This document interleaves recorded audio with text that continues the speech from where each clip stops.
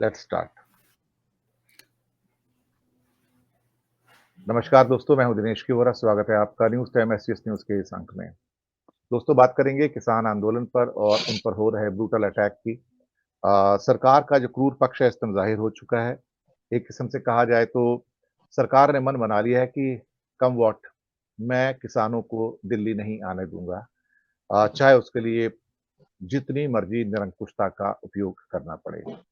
ये बात तो अब तय हो चुकी है कि इस बार मोदी सरकार कुछ फैसला करके आई है और अपने फैसले के द्वारा वो ये दिखाना चाहती कि पिछली बार मैं झुक गई थी, इस बार मैं झुकने को तैयार नहीं हूँ, अल्टीमेटली आप ही झुकेंगे। और शायद ये इस बात का भी या फिर एक कहा जाए कि एक नए कॉन्फिडेंस का भी प्रतीक है।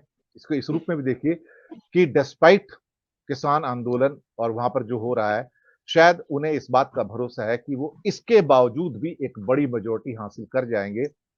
इस बात का प्रतीक हमने देखा कि जब वो हरियाणा में उनकी एक रैली थी कल, जिसमें वो बड़े ज़ोर-शोर से बातें कर रहे थे, लेकिन एक बार भी उसमें आंदोलन का ज़िक्र नहीं आया था। तो शायद ये एक किस्म का विश्वास कहूँ, अति विश्वास कहूँ, जो भी आप कहना चाहें, लेकिन ये चीज़ें हैं। कुछ इनका आज भारत मंडपम के अंदर जो कार्यक्रम चल रहा है, भारतीय जनता पार्टी का सम्मेलन जो है, उसकी भव्यता और साथ में भारतीय जनता पार्टी के पैसों की जो एक किस्म से आप कह सकते हो, जो शोकेसिंग है, वो भी आपके सामने है कि वो कितने स्ट्रॉन्ग हैं, कितने सशक्त हैं। लेकिन मैं इससे पहले कि इस विषय पर आऊँ, मैं अपने मेहमानों का तारुफ करवा देना चाहता हूँ, जो आज हमारे साथ में हैं। हमारे साथ हैं अनिल सिन्हा जी, प्रदीप चौहान जी, हेमंत कुमार जी और अरुण कुमार शर्मा जी, आप चारों का स्वागत है।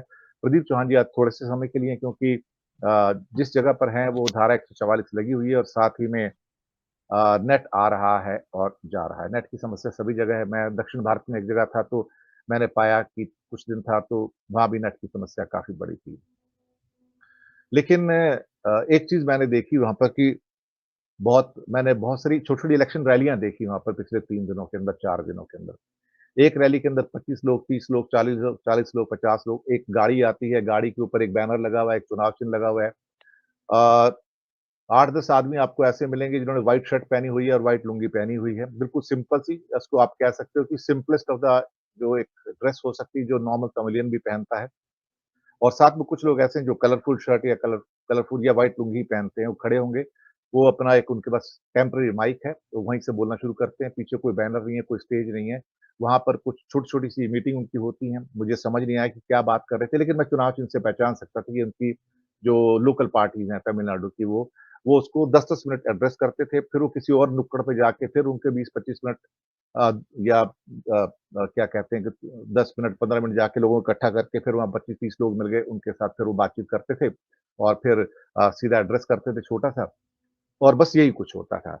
मैं भी हैरान हुआ, मैंने ऐसे बहुत सारी मीटिंग देख डाली 3-4 दिन में और वो भी खास तौर से कोयंबटूर जैसे शहर में जो कि तमिलनाडु का दूसरा सबसे बड़ा शहर है आबादी के मामले में। चेन्नई के बाद 30 लाख की आबादी और केरल के बिल्कुल साथ लगता है। केरल का बॉर्डर सिर्फ 25 किलोमीटर की दूरी पर है, वहाँ से कोयंबटूर से। अंतर्राष्ट्रीय हवाई अड्डा है वहाँ पर और इंडस्ट्री का सबसे बड़ा सेंटर तमिलनाडु के अंदर कोयंबटूर है। उसके पास ही बिल्कुल तिरुपुर है, थोड़ी-सी दूरी पर जो कि इंडिया से सबसे बड़ा गारमेंट्स का एक्सपोर्ट का सेंटर भी माना जाता है।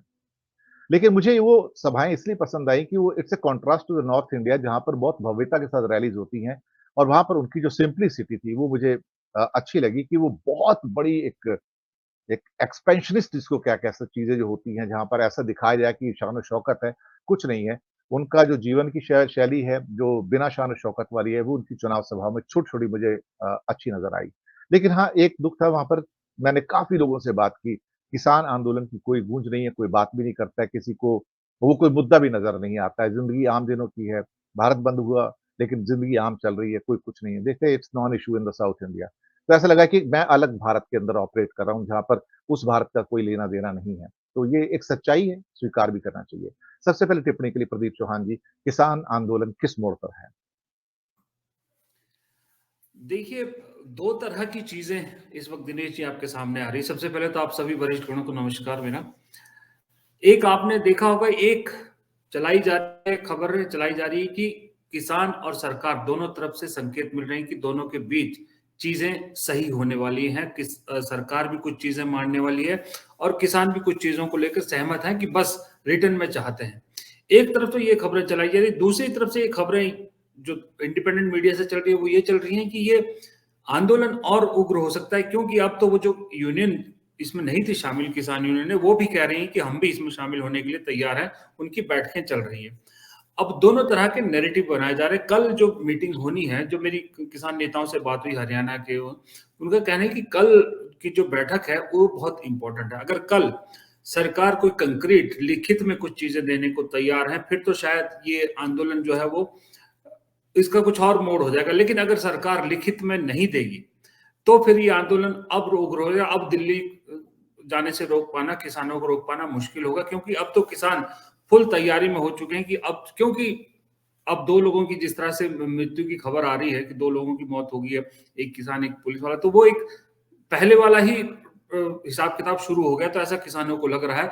तो जो यहाँ के पंजाब और हरियाणा के किसान है, वो तो अब बिना लिखित के मानने के लिए तैयार नहीं है। और सरकार का जो उस बैठक में जो किसान थे, उनका ये कहना है ऑफ द रिकॉर्ड कि सरकार के जो मंत्री जितने बैठक में आए थे, वो चीजों को लिखित में देने के लिए थोड़ी सी उनकी आनाकानी दिख रही थी। वो अभी वर्बली चाहते हैं कि वर्बली चीजें मान ली जाए पिछली बार की तरह, और किसान जो है उनकी बातों पे विश्वास कर ले। क्योंकि पिछली बार के किसान जो है वो दूध के जले हैं तो अब छाछ भी फूक फूक के पी रहे हैं। पिछली बार कहा तो गया था, लेकिन ना एमएसपी का मुद्दा किया गया रिटर्न में, कुछ भी अभी तक ना कुछ और किया गया। तो अब किसान सिर्फ रिटर्न पे चाहते हैं। और रिटर्न में जब पीयूष गोयल ने कहा कि ये फैसला तो सिर्फ प्रधानमंत्री लेंगे कि रिटर्न में चीजें करनी है कि नहीं करनी, तो अब वो प्रधानमंत्री आज क्या फैसला करते हैं, क्या नहीं करते, कल जब बैठक होगी उसमें रुख बिल्कुल साफ हो जाएगा। कि अब किसान भी जो ये बैठकों का दौर है ज्यादा लंबा नहीं खींचना चाहते। वो चाहते हैं कि एक बार क्लियर कर दे सरकार की आप रिटर्न में देंगे या नहीं देंगे। देंगे तो ठीक है, नहीं देंगे तो हम तो तैयार बैठे हैं। तो किसान तो इस मूड में है। अब किसानों ने पहले ही कहा था कि इस बार हम मरने मारने के उससे गए हैं, हम छाती पे गोली खाएंगे, अब पीठ पे गोली नहीं खाएंगे हम। इस मकसद से जो है वो किसान इस बार आर पार की लड़ाई के लिए तैयार होके गए। जी